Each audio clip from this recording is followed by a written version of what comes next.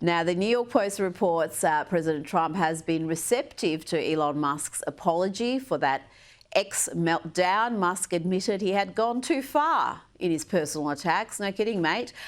President Trump told the Post, "I thought it was very nice that he did that." But Josh, the president wasn't willing to say that he'd let bygones be bygones with the Tesla SpaceX CEO. And I don't think that's a surprise. For Musk to do that so publicly, it's going to take a lot for that trust to be restored.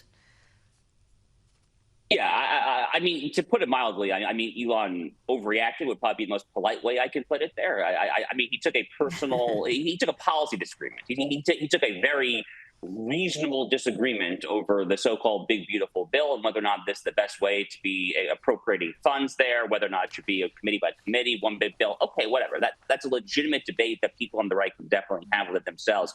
But he took it so personally, and the way that he reacted there, I mean, essentially calling Donald Trump a pedophile by talking about the Epstein files there. Oh, no. I mean, not an easy thing to walk back into right there. Having said that, I appreciate the instinct. I appreciate the instinct to try to walk back, to try to make amends. It's frankly very gracious of Donald Trump if he is willing to kind of just let bygones be bygones after such a short period of time. It's best for the right. It is best for the American right. And as someone who wants the American right to succeed, this is where ultimately I come down. It is best for the American right to try to get these two titans to try to let bygones be bygones there, but easier said than done because, again, Elon Musk dramatically overreacted here. But the guy's the wealthiest man in the world. And think of it this way, Rita. If you are Donald Trump, if you are MAGA, if you are the America First movement, if you are the Republican Party, et cetera, and so forth there, you don't want to alienate Elon Musk. You ultimately do want Elon Musk on your side for pure kind of cynical funding reasons, if nothing else there.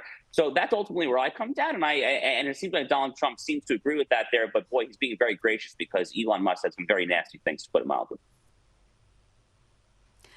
I agree with you. I think the right need those two to kiss and make up. But then the fact that Elon has the capacity to have a meltdown like this publicly on X, if this was a meltdown behind closed doors, then it's another thing. But for him to take it and just completely lose it publicly, I think it's going to take a lot for that trust to be restored. But you don't want him to be writing those checks for billions to the Democrats, because he has been a lifelong Democrat up until recently, Josh. He was red-pilled, and I think that's authentic. I don't think that was opportunistic. I think his politics and his worldview has changed dramatically, and other than that little meltdown, he has been pretty sound for the MAGA movement.